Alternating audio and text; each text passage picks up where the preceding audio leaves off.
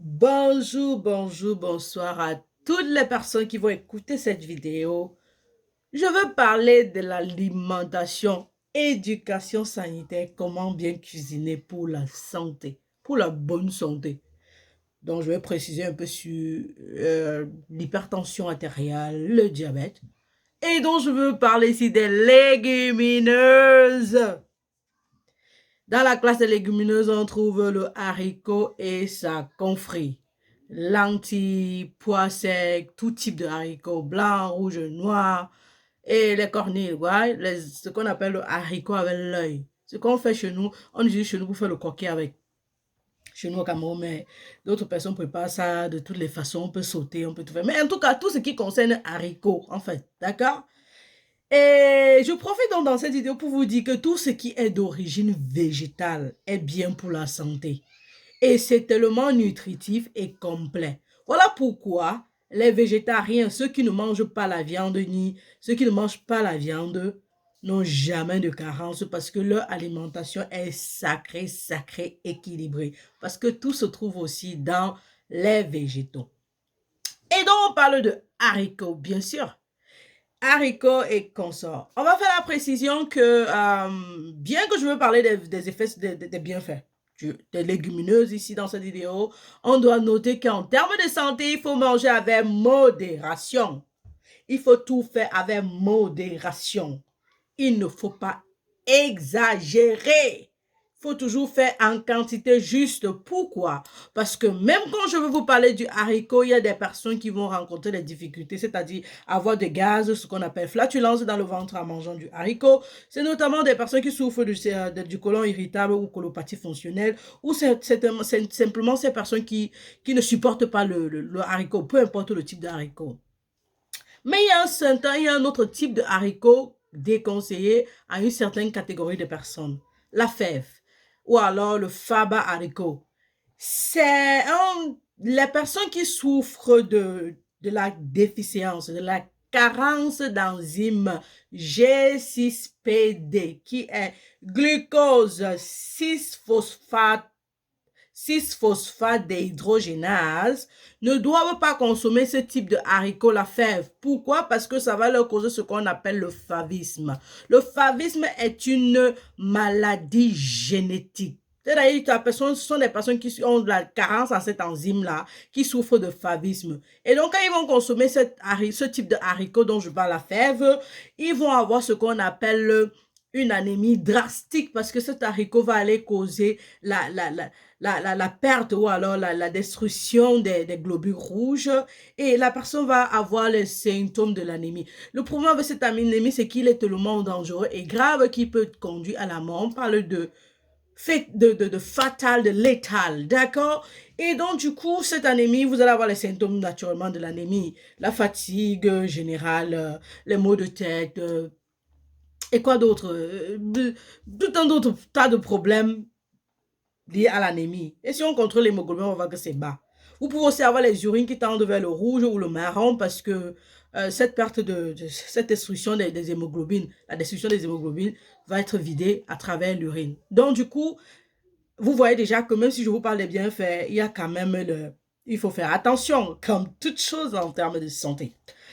Donc, vous avez compris cela. Je vous ai parlé de la flatulence. Je vous ai aussi dit, il y a des personnes qui auront seulement le mal de ventre ou alors les problèmes gastriques à manger le haricot ou tout type un type de haricot par exemple ou alors tous les légumineuses. Mais il faut déjà d'abord essayer toutes les légumineuses pour confirmer qu'on a un problème.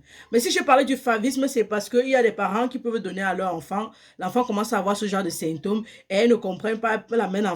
Ils amènent l'enfant chez le marabout au lieu d'amener l'enfant à l'hôpital pour qu'on sauve la vie de l'enfant. Et si les urines de l'enfant commencent à être transformées, c'est-à-dire vous avez un cas pété, l'enfant change subitement, les urines deviennent sombres ou alors marron et vous êtes inquiet, la première chose que vous devez vous demander, qu'est-ce que l'enfant s'y a mangé? Et quand vous partez à l'hôpital, faites toujours le rapport. Donc ça, c'était à l'entame de la vidéo. Maintenant, parlons des bienfaits des légumineuses.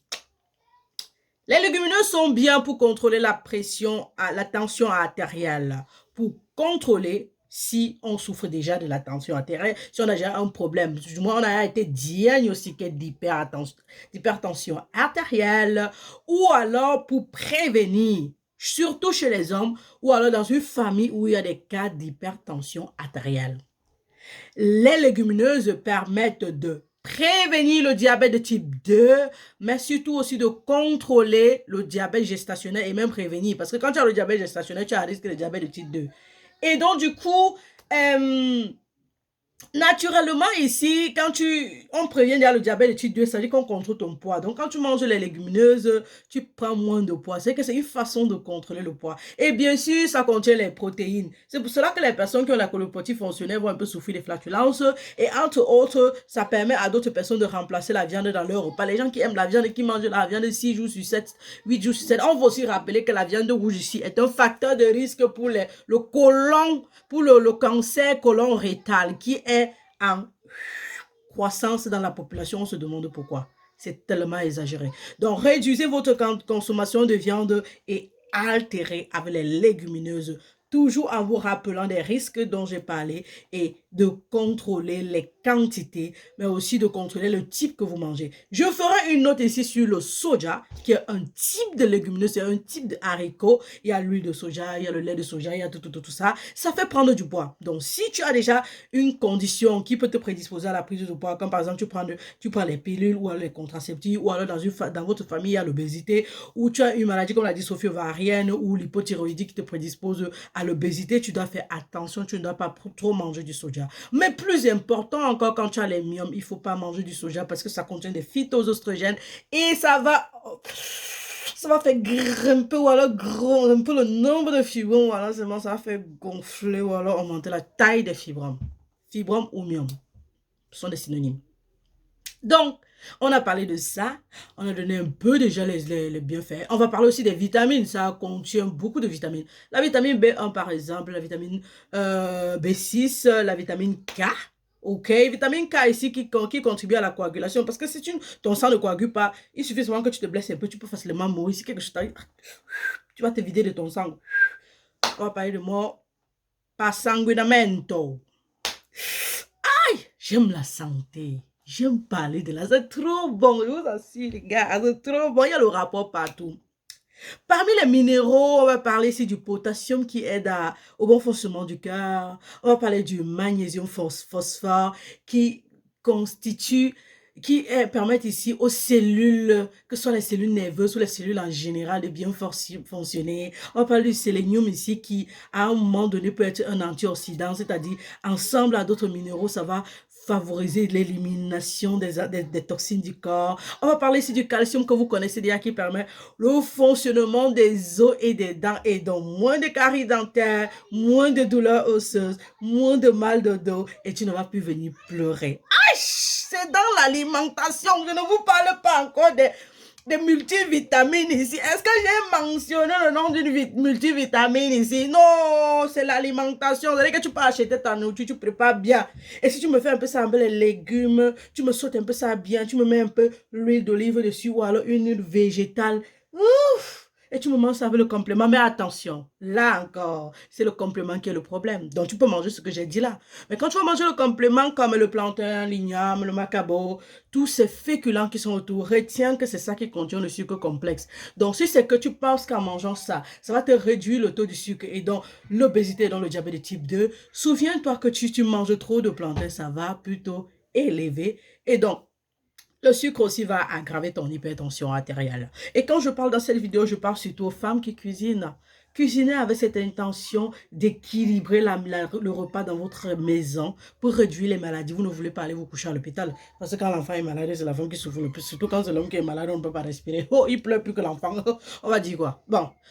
Quand vous cuisinez, regardez les choses à 360 degrés et cette vision holistique de la chose. Prévenez les maladies en cuisinant de façon saine pour votre famille et pour votre santé à vous-même. Parmi les bienfaits, qu'est-ce qu'on a raté? Qu'est-ce qu'on a laissé? Qu'est-ce qu'on a laissé d'important? Je ne pense pas qu'on ait laissé grand-chose. Je pense qu'on a tout cité. On vous a présenté la bonté des légumineuses. Ce que je pourrais dire, c'est que quand vous préparez, comme je dis tout à l'heure, il ne faut pas exagérer. Préparez au moins 2 fois par semaine, pas de trop. Pas parce que c'est bien et parce que c'est nutritif que vous allez préparer tous les jours, une semaine, haricot. Non. On équilibre. On fait le juste milieu. On ne fait pas le haricot avec la viande parce que ce sont les mêmes gens. Ce sont les protéines. On peut les protéines en excès aussi dans le corps. On sait que les protéines, c'est ça qui constitue, qui fait produire les gènes, l'ADN, donc qui permet la santé des muscles, qui permet la réplication cellulaire, ce que je voulais dire. On sait que c'est bien, mais toute chose en exagération n'est pas bon pour la santé. Donc du coup, ici, quand tu t'alimentes bien, quand tu sais que tout ça, le haricot contient aussi le sucre, hein, mais en quantité juste. Donc, quand tu manges le haricot simplement même, tu es trop équilibré. Je veux dire, tu n'as pas besoin de trop faire. Après, si tu manges le complément, comme je dis, tu manges ça justement de justesse. J'ai dit tout à l'heure qu'il faut mélanger avec la viande, tout qu'il faut mélanger avec les œufs parce que ce sont les mêmes gens qui contiennent des protéines. Donc, je veux dire, là, le gars est bon. Non, mais parmi les éléments du tout type, j'ai sauté rater deux choses très, très importantes. Le fer et l'acide folique. Le fer pour réduire l'anémie, éviter l'anémie. Si vous souffrez d'anémie, ça va vous aider aussi. Surtout durant les règles, parce que l'anémie aussi se fréquente chez les femmes pendant les règles. L'acide folique qui réduit l'anémie et qui favorise la synthèse des hormones sexuelles, que ce soit chez l'homme, que ce soit chez la femme. Et quand on parle d'hormones sexuelles, on parle de la procréation. Quand on parle de procréation, on parle d'avoir un bébé. Souvent, je vous dis, et je vous dis tout dans mes vidéos, quand vous voulez tomber enceinte, 3 mois avant de penser même tomber enceinte, commencez à prendre l'acide folique. Donc, si vous prenez alors que vous consommez déjà dans les légumes ou dans les légumineuses, comme dans ce cas-ci, votre vie est belle. Et une femme qui va consommer ça durant la grossesse, naturellement, va éviter à son bébé d'avoir ce qu'on appelle la spina bifida. C'est-à-dire le manque de développement de la colonne vertébrale ou alors du tube neural. La santé est trop bon. C'est trop bon. Et là, on parlait de l'éducation en ce qui concerne un bon style de vie sur le plan alimentaire. Parce que si je veux prévenir avec vous, je dois vous informer, je dois vous éduquer.